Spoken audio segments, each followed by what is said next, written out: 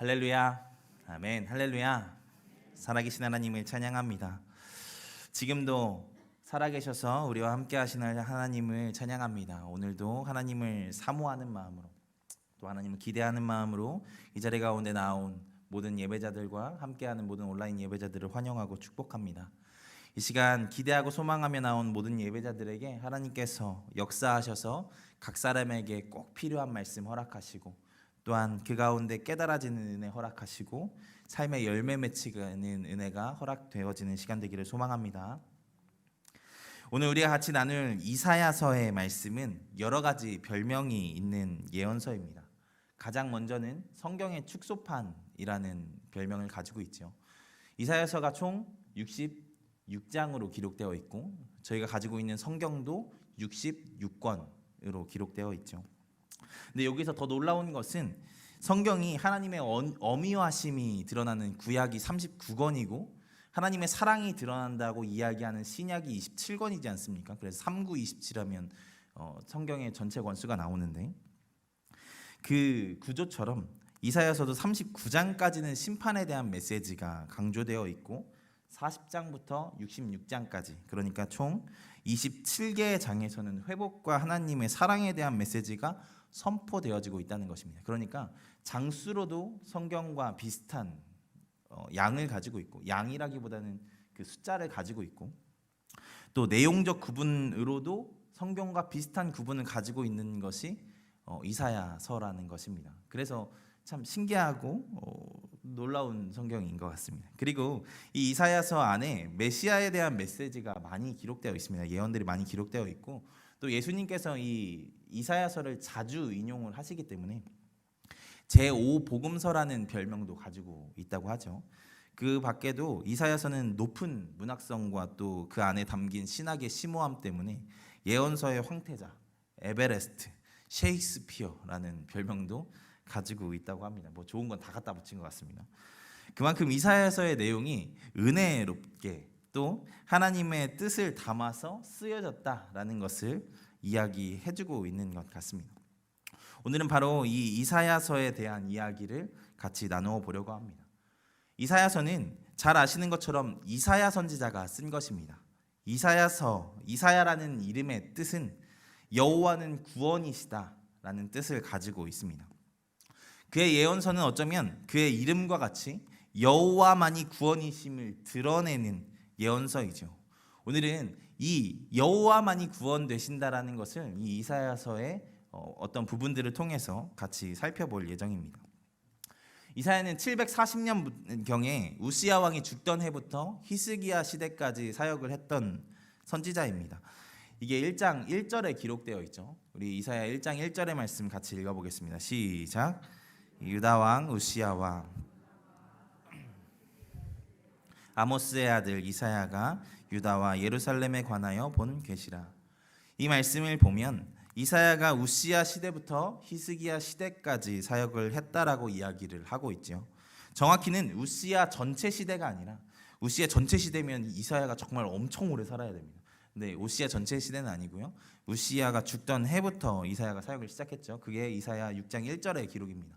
이사야 6장 1절 말씀 보겠습니다. 같이 읽습니다. 시작. 우시야 왕이 내가 본즉 주께서 높이 들린 보좌에 앉으셨는데 그의 옷자락은 성전에 가득하였고. 이 말씀은 이사야가 선지자로 소명을 받는 말씀을 이야기하고 있죠. 선지자로 소명을 받았던 때에 그 해가 언제 해였냐면 우시야가 죽던 해였다라는 것입니다. 우리가 계속해서 이야기해서 기억을 하시겠지만 우시야는 남유다의 번영기를 이끌었던 왕입니다. 그런데 그가 죽던 해라는 것은 무언가 어두운 그림자가 드리우는 것 같은 효과를 주고 있죠. 남유다의 불길한 기운이 감도는 것 같은 무언가 시간적인 정보를 우리에게 주고 있습니다. 바로 그 해에 이사야가 부름을 받았죠. 그리고 히스기야 때까지 사역을 했다고 하는데, 사역은 히스기야 때까지 한 것 같은데 생존은 므낫세 시대까지 한 것으로 전통적으로는 이해를 하고 있습니다. 므낫세가 히스기야의 아들이고 히스기야 다음 때의 왕이 된 사람이잖아요. 그 악한 왕으로도 유명한 왕이죠. 이사야서가 아닌 이사야 승천기라는 위경이 있습니다. 이사야 승천기 안에는 위경은 뭔지 아시죠? 위경, 정경, 위경, 외경 뭐 이렇게 구분이 되잖아요. 그것들에 대해서는 나중에 우리가 나눌 수 있으면 나누고, 위경은 성경이 아닌 문서라는 것입니다. 성경이 아닌 문서인데 거기에 이사야가 므낫세 시대까지 활동을 하다가 죽은 것으로 기록이 되어 있습니다. 어떻게 이사야가 죽임을 당하게 되냐면, 이사야가 잘못하니까 이사야가 좋지 않은 이야기들을 했겠죠.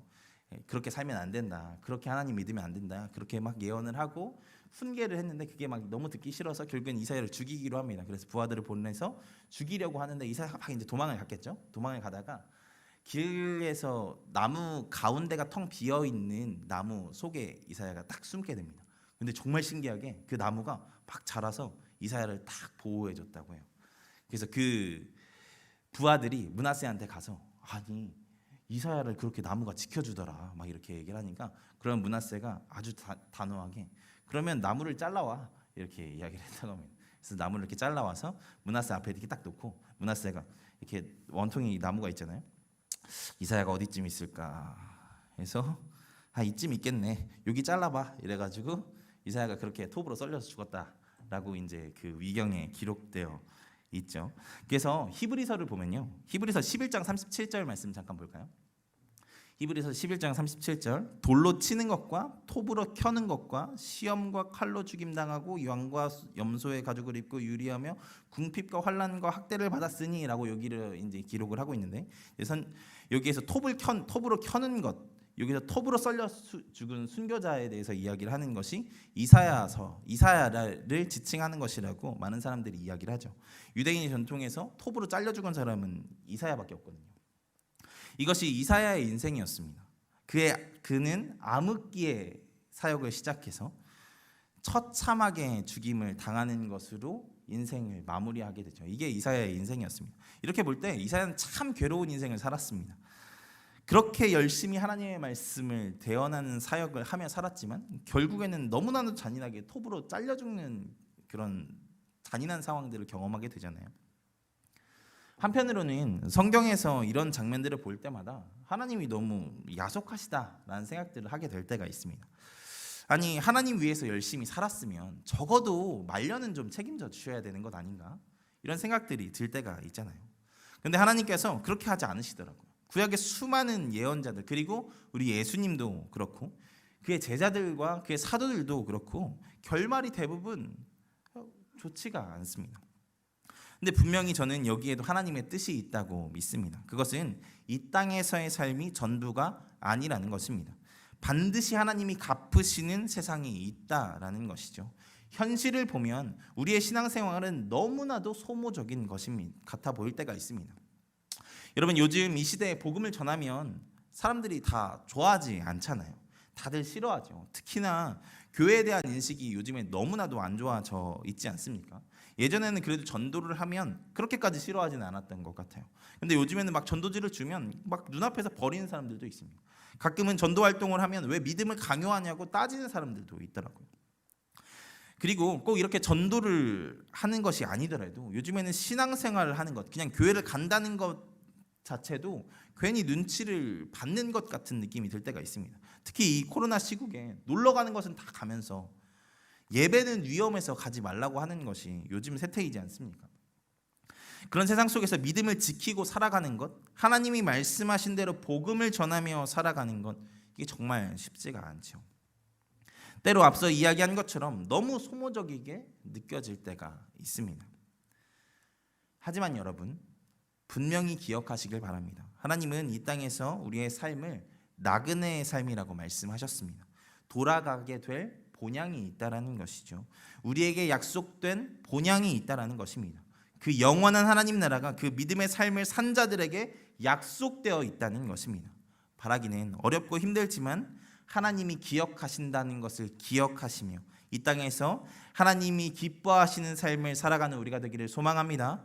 때로는 힘들어도, 때로는 버거워도 이사야의 이름처럼 하나님만이 구원이심을 기억하며 끝까지 믿음으로 살아가는 우리가 되기를 소망합니다. 그 이사야가 쓴 이사야서는 크게 세 가지로 구분을 할 수 있습니다. 제가 수정교회에 와서 한 가지 놀란 것 중에 하나는 우리 성도님들의 수준이 참 높다는 것입니다. 꽤 많은 분들이 신학교까지 나왔다라고 하시더라고요. 뭐 높아심에 말씀드리지만 이제부터 가실 분들이 계시다면 담임 목사님이나 저희 교역자들에게 꼭 이야기를 해주셨으면 좋겠습니다. 신학교가 너무 많기 때문에 조금은 우리가 분별을 할 필요가 있어서요. 근데 물론 지금까지 다니신 분들은 다들 그렇게 검증하시고 좋은 신학교에서 배우신 분들인 것으로 알고 있습니다. 그리고 꼭 이렇게 신학교에서 배우지 않으셨어도 성경을 1년에 막 10독 이상씩 10독이 우습더라고요. 정말 엄청나게 많이 읽으시는 분들이 있으시더라고요. 정말 많으시죠. 그런 이야기를 들으면 제가 말씀에 대한 열정이 그런 분들보다 부족한 것 같아서 한편으로는 목회자로서 너무 부끄럽고 하나님께 너무 죄송하기도 하더라고요. 그렇게 성경을 많이 읽으시고 아시는 분들이 있으시고 그리고 또 우리가 이제 교회에서 많은 생활들을 해왔기 때문에 꽤나 잔뼈가 굵으신 분들이 많으시기 때문에 성경에 대한 지식들도 정말 많으신 분들이 많이 있다라는 것들을 좀 느꼈습니다. 그래서 아마 제가 지금 드리는 말씀들도 이해 한 번쯤은 다 들어보셨을 거예요. 이사야서가 제1 이사야, 제2 이사야, 제3 이사야서로 나누어져 있다라고 하는 이야기는 한 번쯤은 들어보셨을 것입니다. 저도 수정교회에서 이사야 40장 이후 본문 설교할 때는 이것을 잠깐씩 언급하고 말씀을 전했던 것으로 기억을 합니다. 제가 이사야서 40장 이후 본문을 2번 썼었거든요. 그래서 다들 기억을 하시냐고 물어보시면 기억하시지 않으시겠죠? 하나님 감사합니다. 제가 그걸 한 번 더 쓸 수 있을 것 같습니다. 어쨌든 여러분 이 문제는 이사야서로 논문을 쓰고 이 제1 이사야, 제2 이사야, 제3 이사야 이런 문제들은 논문을 쓰고 학문적으로 연구한 사람들에게는 되게 골치 아픈 문제입니다. 그런데 하나님을 믿고 신앙하는 우리에게는 그렇게 골치 아픈 문제가 아닙니다. 이것은 되게 간단한 문제예요. 왜냐하면 그 골치 아픈 이유는 그걸 저자를 다르게 보려고 해서 그런 것이거든요. 근데 하나님을 믿는 우리는 성경의 말씀을 믿잖아요. 하나님께서 이사야 40장 이후의 말씀을 예수님께서 되게 많이 인용을 하시는데 그 인용하시는 말씀들을 다 이사야의 글이라고 이야기를 합니다. 누가복음 7장의 말씀을 볼까요? 제가 따로 안 넣어놨는데 누가복음 7장의 말씀을 보면 예수님께서 복음 사역을 시작하시면서 가난한 자에게 복음을 잠시만요. 누가복음 6장이군요. 누가복음 6장에서 복음을 선포하시면서 가난한 자에게 복음을 전하는 것. 잠시만요. 4장입니다. 누가복음 4장에서 주의 성령이 누가복음 18장의 말씀 제가 읽어드릴게요. 주의 성령이 내게 임하셨으니 이는 가난한 자에게 복음을 전하게 하시려고 내게 기름을 부으시고 나를 보내사 포로된 자에게 자유를 눈먼 자에게 다시 보게 함을 전파하며 놀린 자에게 자유롭게 하고 주의 은혜를 전파하게 하려 하심이라. 이 말씀이 이사야서에서 나온 말씀이잖아요. 이사야서 61장 1절과 2절에서 인용한 말씀인데 이 말씀을 예수님께서 뭐라고 이야기하시냐면 선지자 이사야의 글을 드리거늘 책을 펴서 기록한 대로 찾으시니 곧 하면서 이렇게 그 본문에 대해서 설명을 합니다. 그러니까 이사야서 40장 이후의 본문들도 다 이사야가 썼다라는 거예요. 그러니까 우리가 하나님을 믿는 사람으로서 그것들은 저자의 문제들은 우리가 관여할 바가 아닙니다. 생각할 바도 아니고요. 다 이사야가 썼다라고 생각을 하고 그 다음에 그러면 우리가 무슨 문제가 남냐면 이 제1 이사야, 제2 이사야, 제3 이사야는 이사야라는 사람이 이사야서를 기록하면서 누구를 향해 썼냐의 문제로 우리가 읽을 수 있다라는 것입니다. 이사야서 안에 서로 다른 청중들이 존재한다는 것을 이야기하는 것으로 이해하면 된다는 것이죠. 다시 이야기하면 이사야가 쓴 66장의 이사야 안에 이사야가 8세기라는 시간을 살아가는 사람들에게 쓴 부분이 있고 포로기의 시간을 살아가는 사람들에게 쓴 부분이 있고 그리고 또한 포로 귀환 공동체, 포로에서 귀환하여서 그 공동체를 예루살렘에서 공동체를 이루고 있는 사람들에게 쓴 내용이 있다라는 것으로 우리가 읽으면 된다는 것이죠. 분명 이사야서 1장부터 39장까지는 8세기 후반에 살아가는 혹은 7세기 초반에 살아가는 남유다의 사람들에게 하나님의 심판과 구원에 대한 메시지를 전하고 있는 내용입니다. 이것이 제1 이사야, 그러니까 이사야 1장부터 39장까지의 청중의 상황이라는 것이죠. 이사야는 이 시대를 살아가는 사람들에게 하나님의 무서운 심판을 예고하며 회개를 촉구하고 있습니다. 그리고 40장 이후의 말씀을 보면 갑자기 분위기가 확 바뀌는 것을 볼 수 있죠. 그 말씀을 향하는 대상들은 달라지는 것입니다. 여기서부터는 포로기의 상황에 있는 이스라엘 백성을 위로하는 말씀이 선포됩니다. 39장에 바벨론의 포로로 끌려갈 것, 모든 것을 빼앗길 것에 대한 예언이 결국에는 성취가 되잖아요. 40장에서 그것들을 그리지는 않지만 결국에는 성취가 됩니다. 그 이후에 40장에서의 말씀은 그 성취된 상황 속에서 그 상황 속에 있는 사람들에게 하시는 말씀이 40장 이후의 말씀이라는 것이죠. 그래서 40장이 위로하라 위로하라 내 백성을 위로하라는 말씀으로 시작을 하는 것이죠. 여기서 하나님은 그들이 범죄함으로 심판하셨지만 그들을 버리신 것이 아니라 그들을 고치시기 위해 징계하신 것이고, 그렇기 때문에 이제 회복하실 것에 대한 말씀을 여기서 하고 있는 것으로 볼 수 있습니다. 이사야는 바로 이 시대를 살아갈 사람들, 이 포로기의 시대를 살아가는 사람들에게 그러니까 좌절하지 말고 소망을 품고 예루살렘으로 귀환해 라고 선포하고 있는 것입니다. 이제 하나님의 징계의 시대는 끝났다라는 것이죠. 이게 이사야 40장 이후부터의 말씀입니다. 그리고 이 이사야 40장 이후의 말씀을 한 번 더 나누면 55장부터 66장까지로도 나눌 수 있습니다. 여기에 해당하는 말씀을 제3이사야서라고 할 수 있는데, 여기는 포로 귀환 이후의 시대를 살아가는 사람들을 대상으로 하고 있습니다. 이때가 어떤 상황이냐면 포로 귀환 이후에 예루살렘의 성전과 성벽을 다 지었습니다. 그러면 그들이 이 예언서들에서 이야기했던 그 이스라엘의 나라가 회복되어지고 다시 한번 온 세계 열방의 제사장 나라가 되는 그런 그 영광이 회복되어지는 것들을 기대했잖아요. 그런데 그 일들이 일어났습니까? 포로 귀환 이후에 그들의 영광이 회복되어지는 일들이 있었냐고요? 그렇지 않았다라는 것이죠. 그 시간을 살아가는 사람들이 어떤 고민을 했을까요? 아니, 우리가 포로 귀환을 했는데 여기까지는 하나님께서 말씀하신 대로 됐는데 그 다음에 우리가 영광을 얻고 하나님이 말씀하신 그 제사장 나라의 사명이 회복되어지고 막 메시아가 생기고 막 이런 엄청난 기적 같은 일들을 기대했는데 그런 일들이 일어나질 않아요. 그러면 어땠을까요? 허탈했겠죠. 이게 뭐지? 이런 생각들이 들었을 것입니다. 아마 이 당시의 사람들은 정말 허탈했을 것입니다. 그것을 기대하고 왔는데, 그런 엄청난 기적 같은 일과 영광을 얻을 것을 기대하고 왔는데 아무것도 이루어지지 않으니까요. 바로 그런 자들에게 그런 영광의 날이 아직 오지 않는 것은 너희들이 또다시, 그 당시에 우상 숭배가 다시 횡행해졌거든요.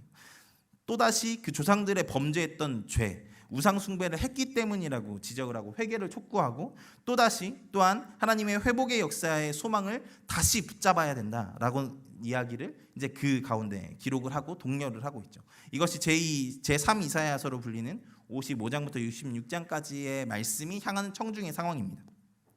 저는 이렇게 이사야서의 상황들을 나누어 가면서 이 이사야서가 지금을 살아가는 우리에게도 참 귀한 책이라는 생각이 듭니다. 이사야가 고려한 이 세 종류의 청중이 거의 지금을 살아가는 우리 모든 사람들의 상황과도 조금 맞닿아 있는 부분들이 있거든요.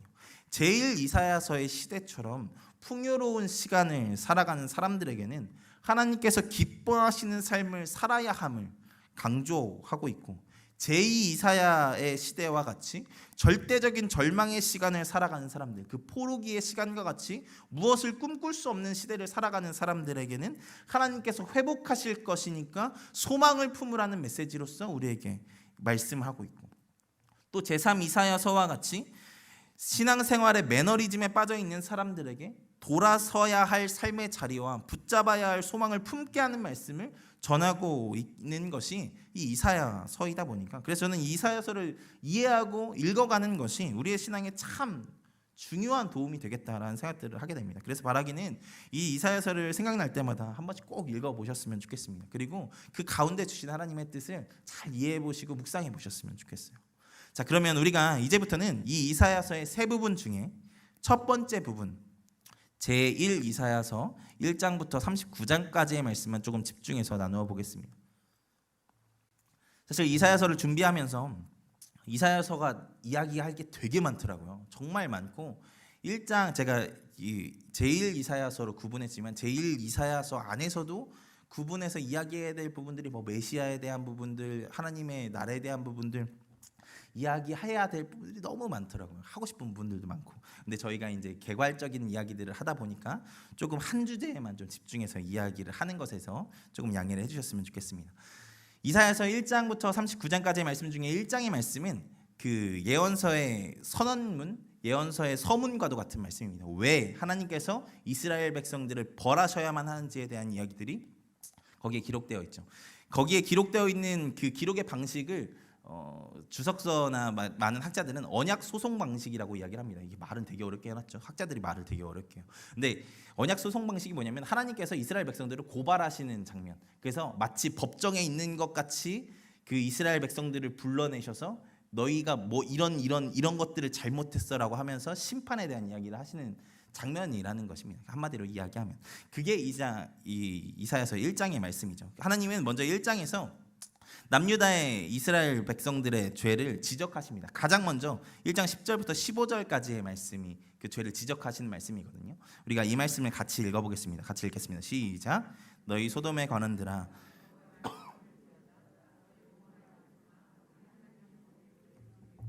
여호와께서 말씀하시되 너희의 무수한 재물이 내게 무엇이 유익하뇨? 나는 순양의 번제와 살진 짐승의 기름에 배불렀고 나는 숫송아지나 어린 양이나 순염소의 피를 기뻐하지 아니하노라. 너희가 내 앞에 보이러 오니 이것을 누가 너희에게 요구하였느냐? 내 마당만 밟을 뿐이니라. 헛된 재물을 다시 가져오지 말라. 분향은 내가 가증히 여기는 바요 월삭과 안식일을 대회로 모이는 것을 그러하니 성회와 아울러 내가 견디지 못하겠노라. 내 마음이 너희 월삭과 정한 절기를 싫어하니 그것이 내게 무거운 짐이라. 내가 지기에 곤비하였느니라. 너희가 손을 펼 때에 내가 내 손을 너희에게서 가리고 너희가 많이 기도할지라도 이는 너희의 손에 피가 가득함이라. 하나님은 여기에서 이스라엘 백성들을 누구라고 부르십니까? 소돔과 고모라의 관원, 소돔과 고모라의 백성이라고 부르시죠. 그만큼 타락했던 것이 이스라엘 백성들이라는 것입니다. 왜 그렇게 타락을 했을까요? 그 다음에 나오는 내용들이 참 놀랍습니다. 그 다음에 나오는 소돔과 고모라의 관원이라고 이야기하시고 그 다음에 나오는 이야기들이 무엇이냐면 하나님을 예배하는 거의 모든 행위가 여기에서 열거됩니다. 절기와 예식을 지키는 것, 예물을 드리고 예배를 드리는 것까지 모든 종교적인 행위를 다 여기서 이야기를 하고 있죠. 근데 그 모든 행위들을 하나님께서 어떻다고 평가하십니까? 가증하다고 평가하시죠. 그들의 종교 행위가 거짓되다고 이야기를 하는 것입니다. 예배 드리지 말라고 이야기를 하시죠. 왜 하나님은 예배 드리지 말라고 이야기하실까요? 우리가 생각하기에 예배 드리는 것은 하나님이 어쨌든 기뻐하시는 것이 아닙니까? 제가 저번에도 이야기했지만 우리가 착각하면 안 되는 것이 있습니다. 여러분, 예배를 드리는 것은 구원받은 하나님의 자녀들의 특권입니다. 하나님께서 만나주시는 특별한 시간이잖아요. 우리가 하나님께 뭘 해준다고 생각을 하면 예배를 드리면 안 됩니다. 물론 하나님께서도 우리의 예배를 받기를 원하십니다. 우리의 찬양을 받기를 원하시죠. 이사야 43장 21절 말씀입니다. 같이 읽겠습니다. 시작. 이 백성은 내가 나를 위하여 지었나니. 여기에서도 하나님은 우리를 찬송하게 하기를 원하시고 찬송하는 존재로 만드셨다고 이야기를 하죠. 그런데 그것을 형식적으로 하는 것을 원하지는 않으신다는 것입니다. 전인적인 교제 가운데 정말 진심을 다한 찬송의 고백을 원하신다는 것이죠. 방금 읽었던 1장 12절처럼 마당만 밟으러 오는 것, 그것을 기뻐하지 않으신다는 것입니다. 입술로만 찬양하는 것이 아니라 엉덩이로만, 발로 밟는 것으로만 예배하는 자들이 아니라 전심으로 예배하는 자들을 찾으시고 기다리신다는 것이죠. 제가 종종 우리 청년들에게 이야기를 하는 것 중에 하나가, 목회자와 리더들이 예배 나오라고 사정을 한다고 해서 하나님께서도 우리가 예배 안 드리면 뭐가 아쉬워가지고 그렇게 절절매시는 하나님이라고 착각하면 절대 안 된다고 이야기를 합니다. 하나님은 우리의 예배를 받지 않으셔도 이미 영광이 충만하신 분이십니다. 방금 읽은 11절의 말씀에서 하나님이 뭐라고 하십니까? 무수한 재물이 하나님께 뭐가 유익하니에요. 이미 하나님께서는 배가 부르시다라고 이야기를 하시지 않습니까? 하나님은 우리의 발자국에 속지 않으십니다. 앉아있는 시간에 속지 않으세요. 우리의 진정한 예배를 받기를 원하시는 것이지 그냥 몸뚱이만 와서 예배를 드리기를 원하지 않으신다는 것입니다. 목회자와 리더들이 그렇게 간절하게 좀 나와라고 이야기를 하는 것은 여러분의 영혼을 위해서, 여러분의 영혼이 하나님의 전에 있는 게 좋으니까, 여러분의 영혼이 하나님으로 말미암아 살기를 원하니까 그렇게 간절히 이야기를 하는 것이라고 제가 청년들에게 이야기를 합니다. 물론 이 자리에 계신 분들은 그렇게 전심으로 예배 드리는 분들이신 줄 믿습니다. 하나님은 우리의 진정한 예배를 받기를 원하십니다. 진짜 마음 다한 예배 말입니다. 바라기는 우리가 정말 하나님의 진심을 다한 예배, 하나님께 진심을 다한 예배 드린 자들이 되기를 소망합니다. 정말 하나님을 향한 감사가 넘치는 예배를 드리는 자들이 되기를 소망합니다. 그리고 이 예배에 대한 지적은 단순히 마음이 없는 것에서 그치지 않습니다. 그렇게 하나님을 진짜로 믿지 않는 그들의 신앙은, 그렇게 거칠애로 예배 드리는 그들의 신앙은 당연히 삶에서도 아무런 열매가 없게 만들었죠. 아니, 오히려 믿지 않는 자들보다 더 악한 삶을 살아가는 것이 바로 이 남유다의 사람들이었다라고 이야기를 합니다. 그래서 앞서 1장 15절 마지막에 저희의 손에 피가 가득하다라고 이야기를 하고 있지 않습니까? 하나님은 이렇게 범죄하고 사회적으로 타락한 이스라엘 삶을 이렇게 지적하십니다. 1장 21절부터 23절까지의 말씀입니다. 같이 읽겠습니다. 시작. 신실하던 성읍이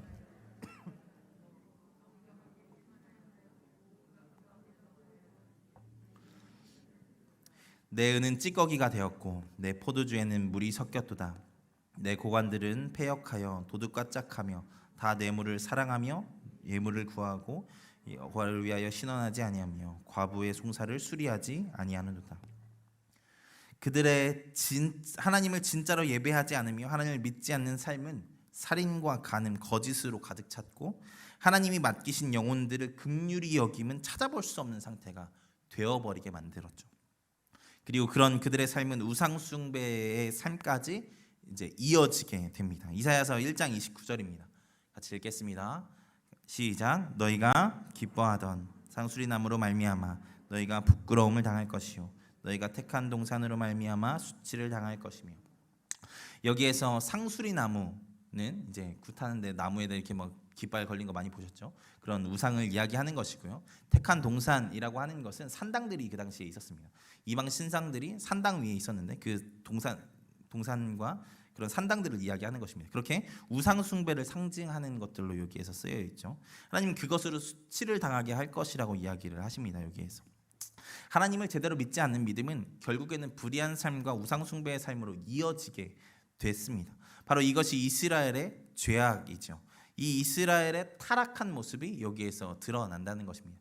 이 이스라엘의 타락한 모습이 가장 대표적으로 가장 극명하게 사람으로서 드러나는 것이 아하스 왕입니다. 이 아하스의 모습이 이사야 7장에 등장하죠. 이사야 7장의 말씀은 반아수르 동맹인 북이스라엘과 아람이 남유다를 쳐들어온 상황으로 시작하고 있습니다. 이사야 7장 1절의 말씀 같이 읽어보겠습니다. 시작. 우시아의 손자여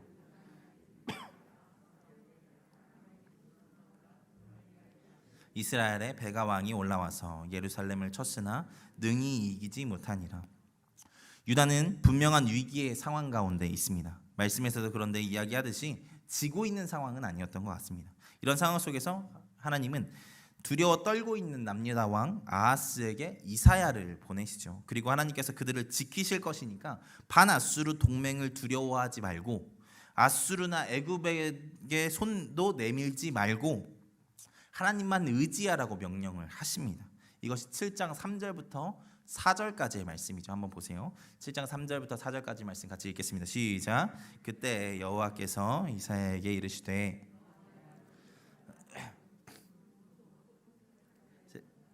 나가서 아하스를 만나 그에게 이르기를 너는 삼가며 조용하라. 르신과 아람과 르말리아의 아들이 심히 노할지라도 이들은 연기나는 부직갱이 부르터기에 불과하니 두려워하지 말며 낙심하지 말라. 걱정하지 말라는 것입니다. 하나님께서 책임져 주시겠다는 것입니다. 하나님은 분명히 이야기하십니다. 반드시 유다를 지킬 것이라고 말이죠. 이것을 믿으라고 이야기하시며 못 믿겠으면 징조를 구하라고 이야기를 합니다. 징조, 증거. 하나님이 그렇게 이루시겠다라는 증거를 구하라고 이야기를 하죠. 그게 7장 11절의 말씀입니다. 같이 읽어보겠습니다. 7장 11절 같이 읽습니다. 시작. 너는 내 하나님 여호와께 한 징조를 구하되. 어떤 징조되어도 괜찮으니까 구하라는 거예요. 하나님을 의심하게 되는 그 상황 가운데서 하나님을 믿을 수 있는 어떠한 단서로라도 사용되어져도 되니까 하늘로든지 땅으로든지 어떠한 증거라도 구하면 내가 믿게 해줄게 라고 이야기를 하는 것이죠. 근데 안타깝게도 아하스가 하나님을 신뢰하지 않습니다. 아주 겸손한 척하면 이렇게 거절하죠. 7장 12절입니다. 같이 있습니다. 아하스가 이르되 나는 구하지 아니하겠나이다. 나는 여호와를 시험하지 아니하겠나이다 한지라. 말은 엄청나게 겸손하고 하나님을 경외하는 것 같죠. 근데 여러분 그 이후에 이 아하스가 한 행동이 무엇인지 아십니까? 아수르와 손을 잡습니다. 하나님을 믿지 못한 것이죠. 그래서 성전의 금까지 다 떼가지고 아수르에게 갖다 줬다라고 이야기를 합니다. 하나님께 아주 겸손한 척, 종교적으로 아주 고상한 척, 시험하지 않겠다고 대답은 했지만 결국 하나님을 믿지 않은 것입니다. 그리고 아수르를 믿게 되죠. 후에 북이스라엘을 멸망시키고 남유다를 멸망 직전까지 몰아넣는 그 원수 같은 존재와 여기에서 손을 잡게 되는 것입니다. 그리고 이사야서에서는 기록되지 않았지만 아하스가 아수르의 우상을 신전 하나님의 성전에 들여 놓았다라고까지 이야기를 하죠. 하나님을 신뢰하지 못함이 우상 숭배까지 이어져 온 것입니다. 아하스의 사건은 본격적인 하나님의 진노가 발현되는 사건이 되게 됩니다. 하나님께서 지켜주시겠다고 하셨는데 그것을 믿지 않고 그때 하나님의 손을 뿌리친 사건이 되었기 때문이죠. 여기서 이사야는 격분해서 이렇게 이야기합니다. 이사야 7장 13절입니다. 이사야가 이르되 다윗의 집이여 원하건대 들을지어다 너희가 사람을 괴롭히고서도 그것을 작은 일로 여겨 또 너희 하나님을 괴롭히려 하느냐. 여기에서 아하스에게 있었던 하나님을 경배하지 않았던 또 다른 모습, 사람을 괴롭게 하는 모습도 여기에서 등장하죠. 그러니까 하나님을 괴롭게 하고 하나님을 신뢰하지 않음이 사람을 괴롭게 하고 우상 숭배까지 이어졌던 것을 아주 전형적으로 아하스가 보여주고 있습니다. 그들이 하나님을 신뢰하지 않음이 하나님께 괴로움까지 되었다라는 것입니다. 왜냐하면 하나님께서 남유다를 너무나도 사랑하셨기 때문이겠죠. 남유다의 그 불순종을 너무 가슴 아파하셨다는 것입니다. 그래서 이후의 말씀들을 보면 아람과 이스라엘에 대한 징계의 말씀에 이어서 남유다 또한 엄청난 심판의 상황을 경험하게 될 것을 이제 이사야가 예언하게 됩니다. 그런데 여러분 이 아하스와 완전히 대비되는 존재가 이사야서에서 또 등장을 하죠. 그게 바로 아하스의 아들 히스기야입니다. 히스기야는 아하스가 겪었던 이 똑같은 위기의 상황, 아니 이보다 더 어려운 위기의 상황을 전혀 다른 모습으로 대처하는 것으로 보여주죠. 그것이 이사야 36장 2절의 말씀입니다. 36장 2절의 말씀 같이 읽겠습니다. 시작. 아수르 왕이 라기스에서부터 랍사게를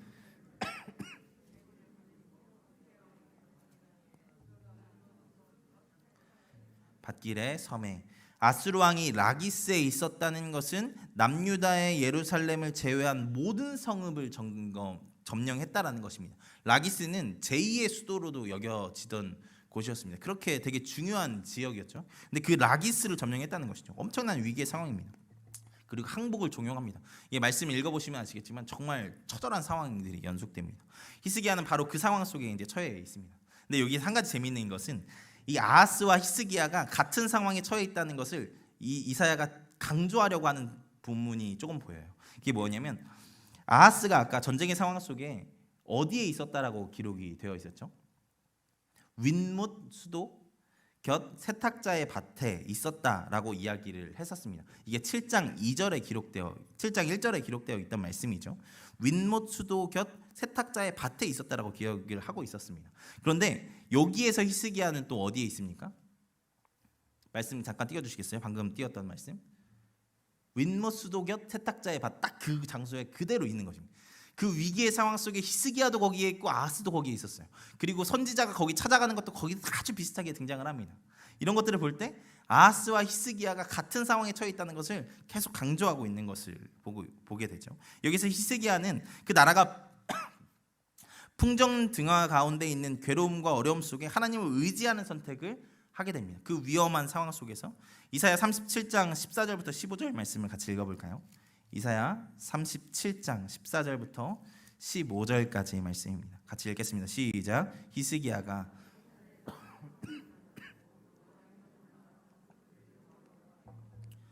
여호와께 기도하여 이르되.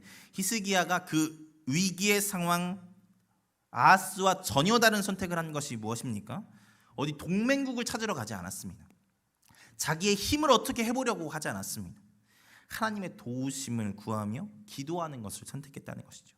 그리고 하나님은 그 기도에 응답하셔서 엄청난 역사를 이루십니다. 이사야 37장 36절입니다.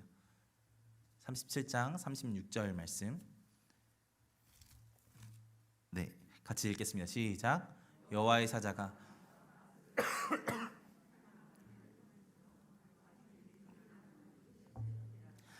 하나님께서 하나님을 신뢰한 남유다를 위해 싸워주셨습니다. 그리고 승리케 하시죠. 이것은 정말 하나님이 하셨기에 가능한 것이었습니다. 이것도 아하스와 사실 엄청난 차이가 있습니다. 아하스는 사실 그렇게 큰 위기가 아니었어요. 지고 있지 않았다라고 거기에 말씀에서 기록하고 있지 않았습니까? 근데 히스기야는 더 최악의 상황이었어요.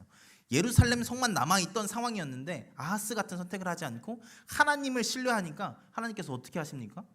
그 엄청난 상황도 뒤집어 버리시는 하나님의 놀라운 역사를 보여주셨다는 것이죠. 이거 정말 하나님이기에 가능한 구원이었습니다.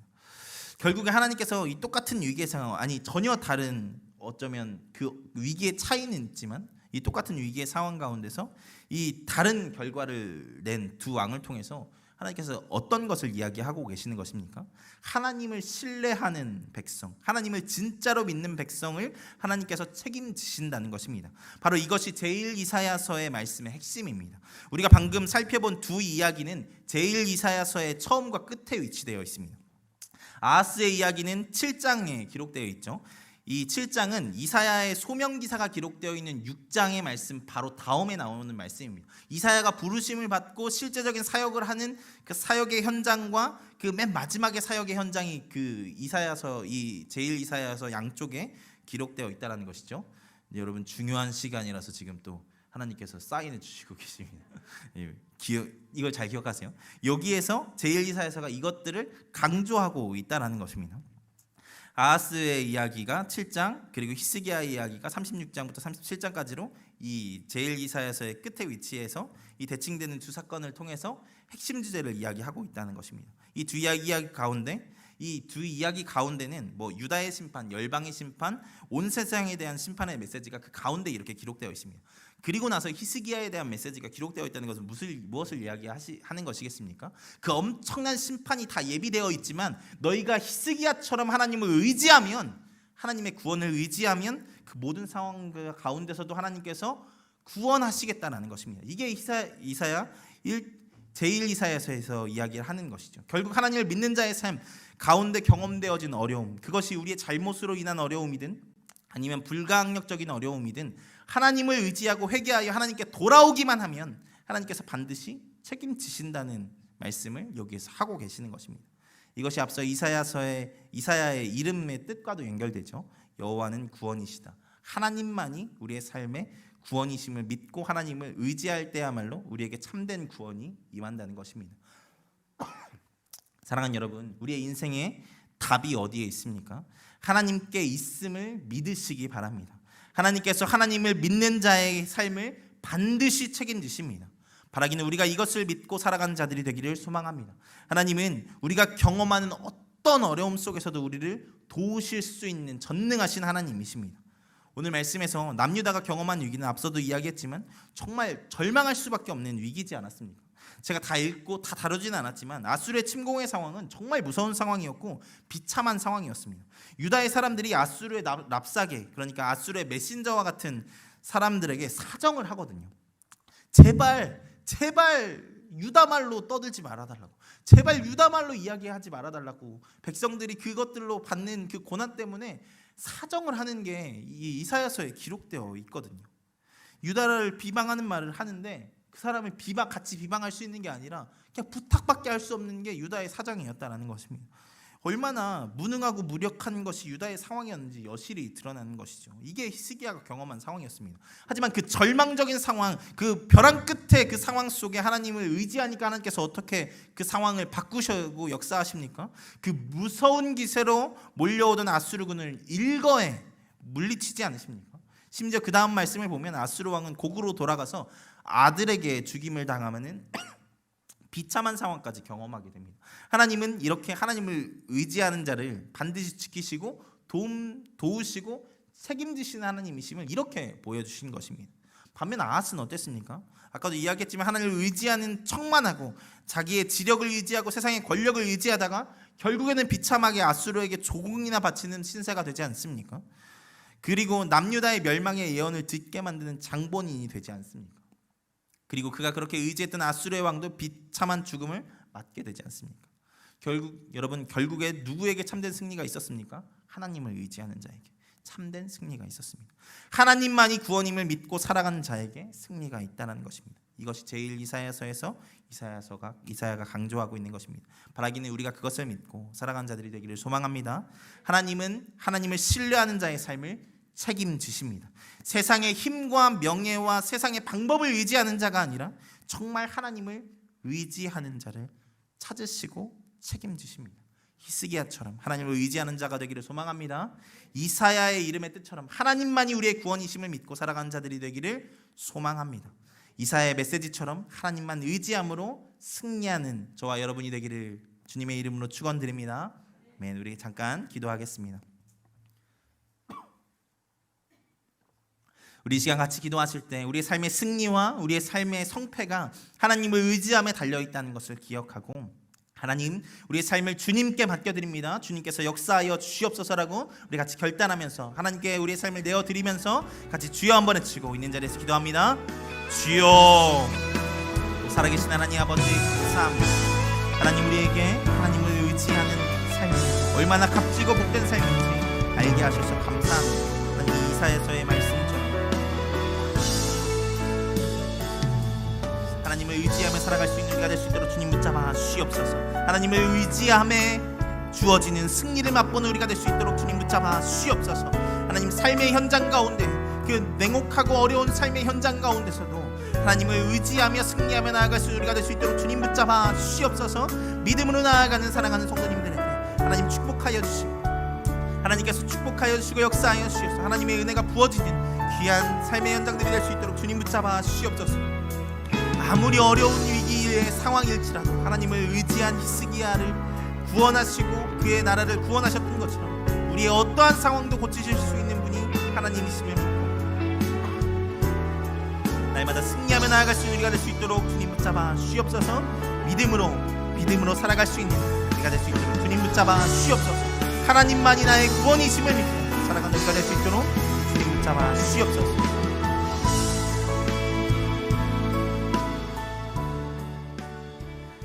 사랑하는 하나님 감사합니다. 우리를 구원하여 주시고 하나님의 전에 나와서 하나님의 말씀을 들을 수 있도록 허락하신 하나님 감사합니다. 하나님 우리 인생의 참된 승리가 하나님을 의지함에 있음을 우리가 말씀을 통해 들었사오니 하나님 우리가 하나님을 의지하는 자, 하나님을 온전히 신뢰한 자 될 수 있도록 주님께서 붙잡아 주시옵소서. 히스기야의 가장 절망적인 상황 가운데서도 역전시키신 하나님께서 우리의 모든 상황 가운데서 일하실 수 있는 하나님이심을 믿으며 그 전능하신 하나님 의지하며 살아갈 수 있는 우리가 될 수 있도록 주님 붙잡아 주시옵소서. 이 시간 귀한 시간 내어 하나님께 나온 우리 사랑하는 성도님들 축복하여 주시고 그 삶의 현장에서 하나님의 은혜를 경험하며 나아가는 귀한 자들 될 수 있도록 주님 붙잡아 주시옵소서. 감사합니다. 사랑합니다. 예수 그리스도의 이름으로 기도하였습니다. 아멘. 우리 주기도문 하겠습니다. 하늘에 계신 우리 아버지의 이름을 거룩하게 하시며 아버지의 나라가 오게 하시며 아버지의 뜻이 하늘에서와 같이 땅에서도 이루어지게 하소서.